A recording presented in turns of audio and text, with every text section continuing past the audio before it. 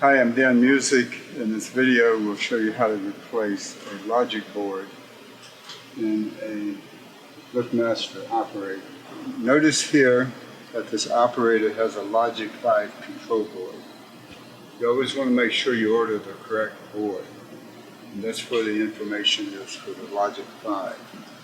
It's also on the outside of the cover. To replace the board, you unplug the power, and then you use a screwdriver to remove the wires and also pull this out. Now what I would recommend doing before you disconnect any wires, get your camera out, take a good picture. Then you can just take all these, just get a Phillips head screwdriver, remove all of these wires. You can pull this wire out here. It just pulls out the wiring harness. The radio receiver, you unscrew that.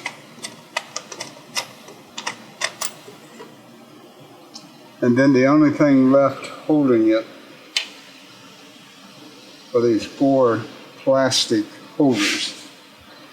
So in order to remove those, you need some needle nose pliers. So you squeeze the tab and you pull on the corner of the plate and it pops out.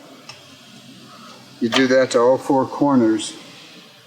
Pull the board out, put the new board in, hook up this, hook up all these wires, and also your radio receiver wire antenna.